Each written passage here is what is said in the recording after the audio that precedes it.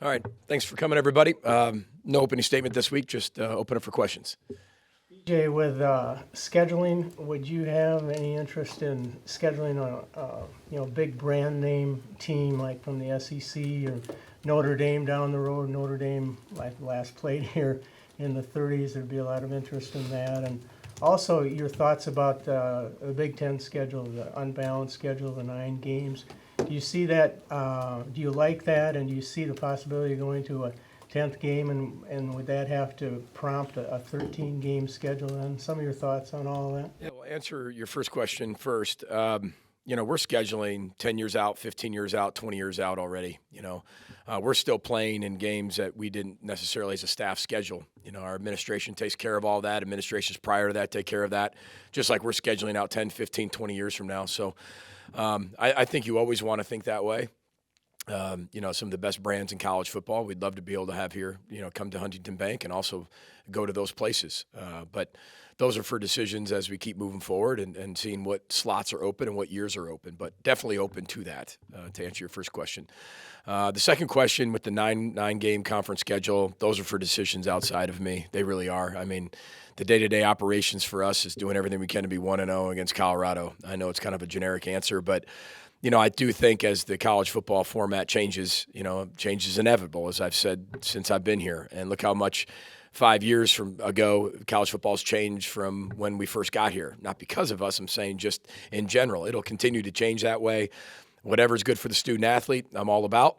But I think when you start looking at conference realignments, you're starting to look at people joining Power 5 conferences. You're starting to look at the NIL. You're starting to look at all the TV deals. I mean, change is inevitable. How that'll shake out, I think there's a million different possibilities, and I think it's all just kind of, future talks right now. It's all just speculation. I just don't know if there's enough data yet. Now, with the college football playoff expanding, I think that'll bring a lot of answers to your questions. I just don't know really what that will look like. Just speculation. Yeah, do you ever think about Mo and in terms of the Heisman Trophy, or do you just take it, doing the right thing for him on a game-by-game basis? Yeah, it's just game-by-game basis. I think that's the hardest part of just playing sports in general, and I say it all the time, is keeping the internal message way louder than the external message. There's a lot of people who get paid and have their job to talk about the external message and to be able to have and create stories and to create anticipation, create things that are down the road. But for us, our focus is just on each other and getting better every single day. And it's fun when you have a team that feels the same way. You don't have to worry about somebody, reading something or thinking about something externally. I'm not saying you don't have to worry about it. You don't have to worry about it as much because we always worry about it.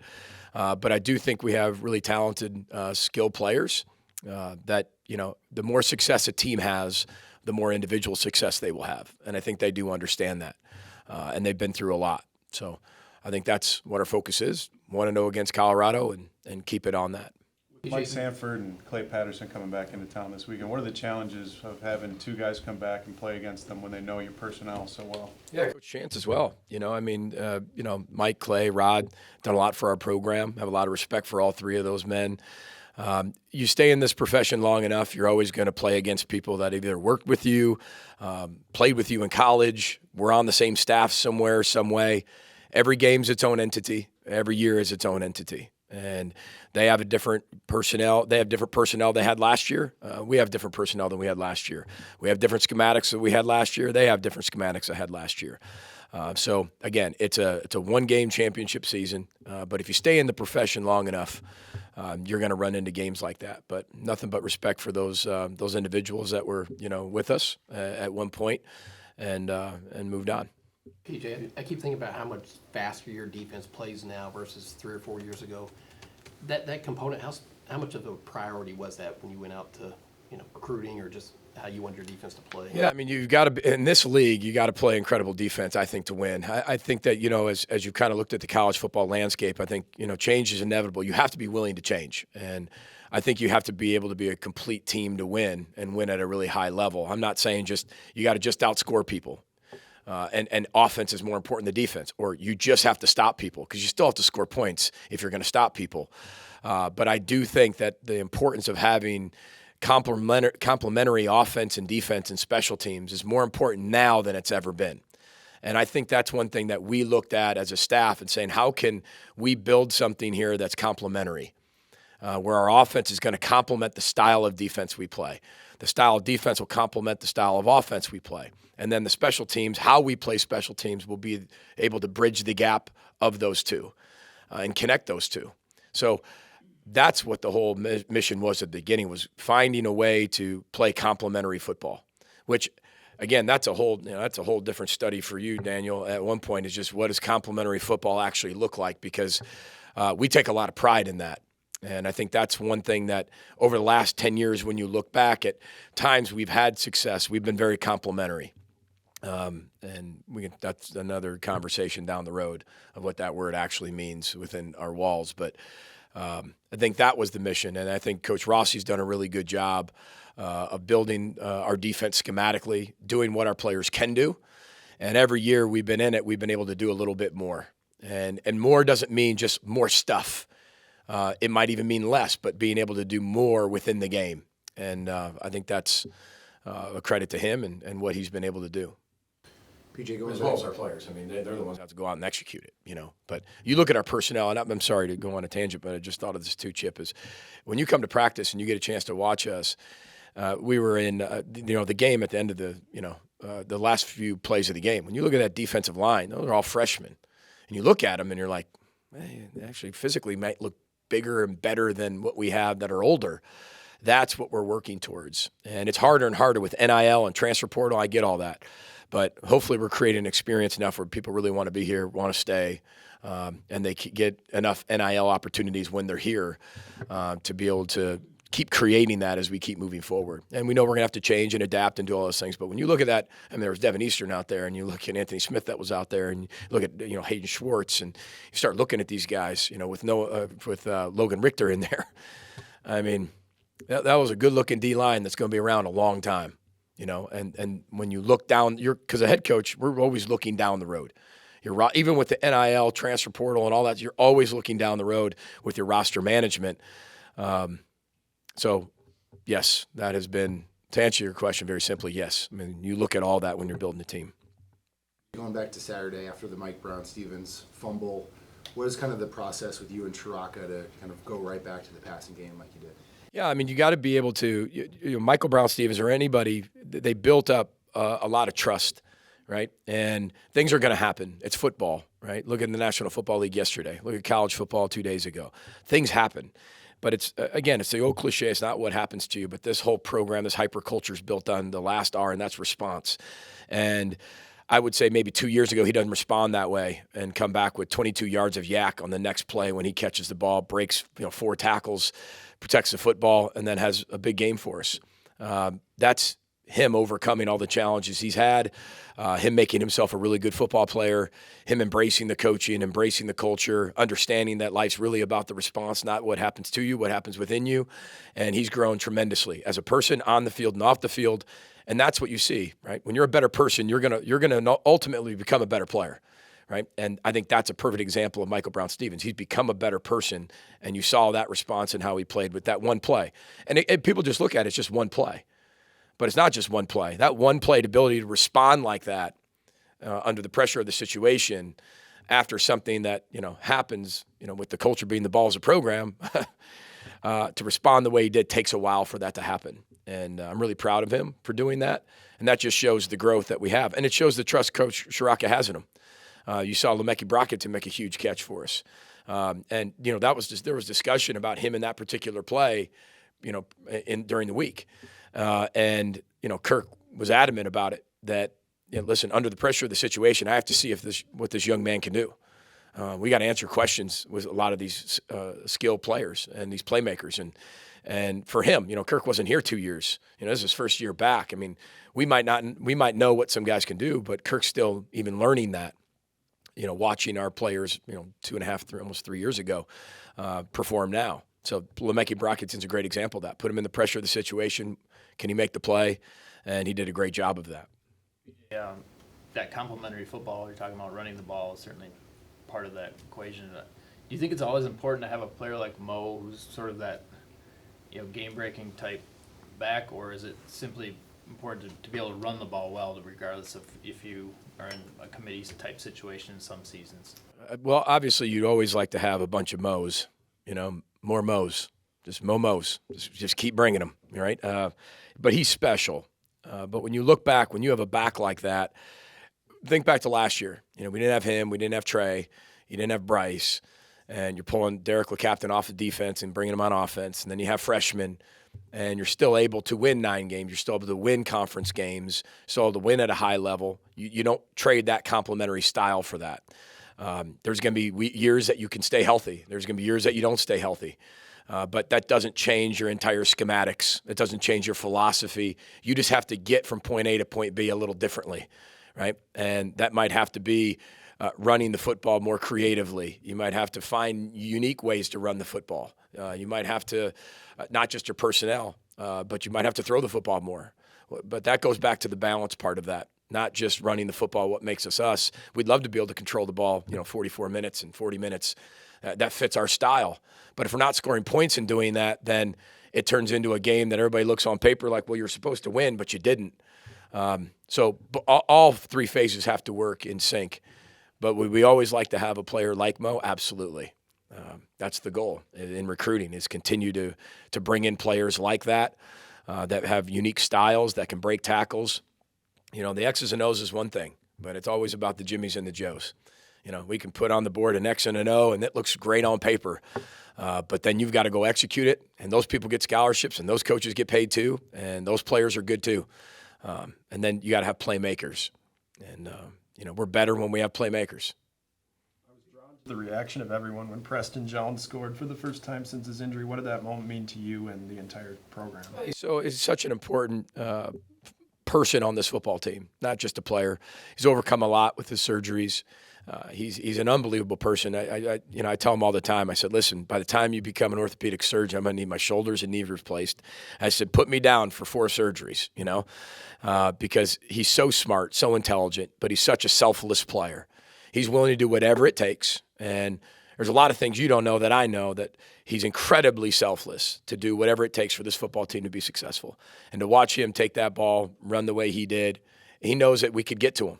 And he's a quad team special teamer. The team absolutely loves him. And you talk about, he's one of those guys that are a tremendous person. He's going to have way more success in his life beyond football than he does in football. But he loves being on a team, loves being around the guys, loves the culture. He's everything you want, in a person on this football team. And he sets the tone and example for a lot of people how to work and how to overcome adversity, because he's had a lot of it. He's a special human being. He's got a very, very bright future. You talk about blocking out the external noise a lot, but when you look at what happened in your sport this weekend, goodness gracious, your players are watching that. Do you talk to them about it? We do. Actually, yesterday in our team meeting, we started about all the things we didn't do culturally in the game. We showed all the things that, the ball is the program, and reaching the ball out when we're not supposed to reach the ball out. All these things, we went back and said, okay, we won a football game. That's great. We celebrated, pat each other on the back, literally celebrated. Celebrated in the locker room on Saturday. But now it's time to put our leather vests on and watch how we can grow. So we watch all the things culturally that, with all due respect, we play somebody better, we're not going to get away with those things. Not only that, we went back to the Alabama-Texas game and watched certain clips about what made that game so close. We watched the Texas A&M Appy State game, not all of it, but certain clips that I wanted to make a point of. We pulled things about 4 or 5 different games, because there's 2 ways of learning in the world. There's the easy way and the hard way. And the easy way is learning from other people's mistakes. The hard way is learning from your own mistakes. And we all have those. We've all learned the easy way. We've all learned the hard way. One of the jobs as a head football coach is to make sure your team learns as much as they can the easy way. And that's by constant education, proactive education. That's how you do everything you can to protect your football team. Protecting is not doing something reactive after it happens. It's doing everything you can proactively to fight human nature. That is what this job is about. It's about thinking. It's a job of thinking and thought. It's a job of being very proactive and looking around every single corner. And it's a job of fighting human nature. That is the job, in my opinion, of a head coach, one of them. And so I don't think they can block it out, because it's constant around them. It's on their phone. It's around all of you. It's based on your questions. You all have a job to do. We respect that wholeheartedly. they can hear it, because I'm never going to say, like, take your phone away, put your phone in a box for a year, because it's a tool of communication that young people use, and I get all that. So you're going to hear it. That's fine. But when you hear it, do you not listen to it? Because when you listen to it, it then becomes your own way of thinking. So can we culturally have a strong enough culture, the way we connect people, to take it from the external, bring it inside, process it, get it back to what we want to be able to think, and then spit it back to the outside? I mean, that's really what we're doing the best we possibly can, and showing them examples of what that looks like. But this team's very mature. They know what they have to do. They know what they can do, and they want to do it. And I've said that all along. I've said that since January. I've told this is nothing new, I don't think, of what type of team this is. Now, how many wins they have, we're going to find out in the next 10 weeks. But I love coaching the team because when you show them something, they respond, right? And they get it. It reminds me of coaching Vincent Jackson in the National Football League. And unfortunately, he's passed now. But I remember it was the first time I ever coached a player. When I showed him something, he just did it. And he did it with like, wow, that looked really easy. I just showed you something very difficult, and your athletic ability did something so graceful and so perfect. It's like, yeah, do that, right? But so many people just coaching, yeah, do that. Well, that's not how we coach, right? He took it and ran with it. There were people that needed to watch it 100 times. We have the same type of scale. But this team reminds me of that. You can show them, explain it, teach it, and they got it. And they don't have to be, beat over the head with it. You can show it to them in a very mature way. And I told them that yesterday. I said, I don't want this to be this is not a negative meeting. You guys won. That's great. But we already celebrated that in the locker room. Now let's watch what would and could have happened if things didn't go, if we maybe played somebody different. That things are going to get exposed, and there were some cultural things we needed to get clear. And they were all ears, which I appreciate as a head coach. One or two more for Coach. Dave, go ahead. That was a long answer. Sorry about that, everybody. But good question, Chip. PJ, talking about looking around the corner, you've had so many kickoffs for touchbacks, which is great. But down the road, maybe you get into a close game and you're kicking into the wind and it's short. You got to cover the kicks.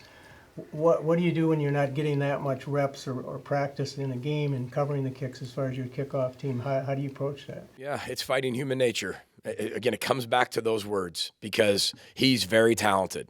I mean, he kicked one off his toe and he mishit it badly and he kicked it to the 6-yard line. I mean, I would have prayed for the 6-yard line a few years ago. And but what we have to do is make sure that every kick we feel like they're going to bring it out. And it could be 7 in a row, 8 in a row, 9 in a row. It could be 10 in a row. But we have to cover every kick because it's going to be the weather's going to come in to the Big Ten, and there's going to be wind in our face. There's going to be all those things. But we have to be better in that. And they did bring one out, and again, we didn't cover it as well as we should have covered. And that was one of the things we showed them in the team meeting. We're going to play a better kick return unit, respectively, and we're going to get exposed if we cover like that. So again, it doesn't matter whether you win or lose. What's on the film is on the film. Whatever the result was, the result. We already celebrated that, right? Or we already, we were sad about that. I get that. Whatever it is, win or loss. But then when you come on Sunday, it's all about learning. It's all about changing your bets. It's all about absorbing that information in a mature way. And that's what I mean about this team being fun, because they do that. They're willing to do that and not take it personal. Where is everyone else at? PJ, any thoughts on Scott Frost? No, I got a lot of respect for Nebraska's program, a lot of respect for Scott. It's a part of our profession. It's unfortunate, but it's part of our profession. And there's a saying, right? Winning coaches get fired, and if you get fired when you win, you get fired when you lose. It's just our profession that we're in. But got a lot of respect for Nebraska and their fan base, their coaches, and what they've done. So just it's part of our profession. So I wish them all the best moving forward. All right, thank you, everyone. Yeah, row the boat, Sky Ma, go Gophers. Thanks.